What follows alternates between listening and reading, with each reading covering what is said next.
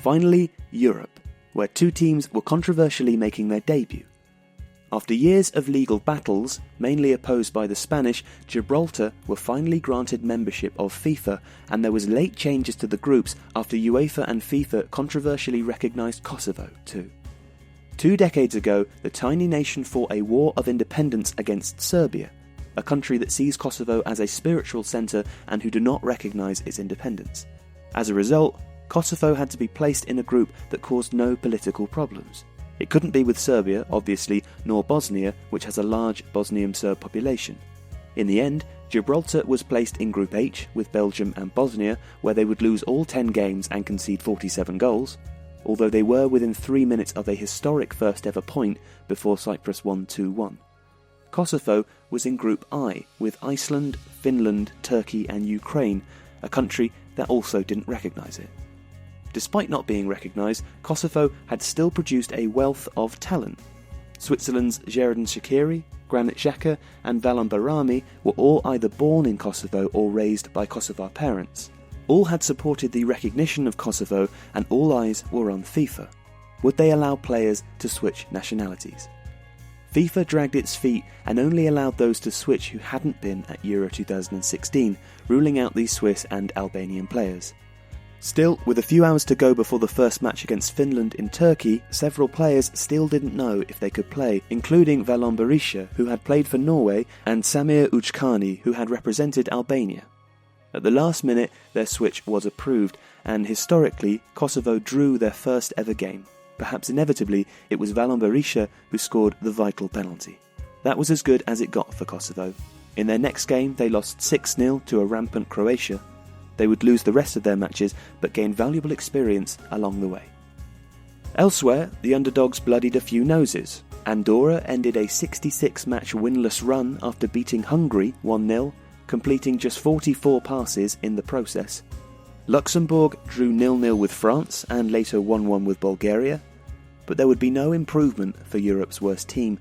Just like in qualification for Brazil 2014, San Marino lost all 10 games, conceding 51 goals. Many of the usual suspects qualified comfortably. France saw off Sweden, who clinched a playoff spot from the hapless Dutch. The Netherlands, semi-finalists in 2014 under Louis van Gaal, missed their second major tournament in a row, sparking soul-searching back home. European champions Portugal won 9 of 10 matches as they topped the group, and Switzerland finished second. Germany won every game as Northern Ireland surprisingly finished runners-up. Poland, now one of the top 10 teams in the world with Robert Lewandowski banging in the goals, topped their group ahead of Denmark. England and Belgium went unbeaten as Scotland again failed to qualify, as did 2014 finalists Bosnia. Spain too easily qualified, relegating Italy to a playoff spot in a group that saw the strangest moment in qualification when a match between Albania and Israel was moved due to a terrorist threat from ISIS against the Israel team. The team was forced to train in their heavily guarded hotel gym. In Group D, Serbia were the surprise package, winning the group thanks to the 1-0 victory over Georgia at a cold but boisterous Maracana stadium. Behind them, Wales and the Republic of Ireland fought for the final spot, which the Republic won. But the story of qualification was in Group I. Iceland has a population of little more than 300,000, about the size of a large English town. Yet over the past few years, the tiny island has produced a team of players that can compete at the highest level. Alongside Everton's Gylfi Sigurdsson, there was goalkeeper Hannes Haldarsson, who was also a film director and directed the 2012 Eurovision Song Contest entry for his country.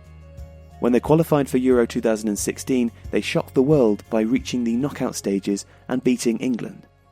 Their famous thunderclap celebration was copied by fans around the world. It came down to the final game in Reykjavik against Kosovo.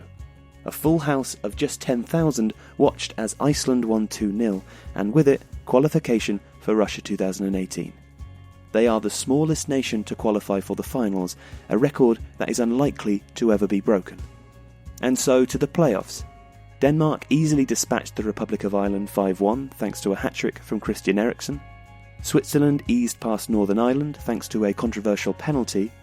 Croatia dismantled Greece 4-1, but most shockingly, Sweden beat Italy 1-0. It was the first time that Italy had missed the finals since 1958. Apocalypse, read the front page of La Stampa. After the game, legendary goalkeeper Gigi Buffon retired from international football in tears. Later he would tweet, "Best wishes to everybody, and especially to those with whom I have shared this beautiful journey."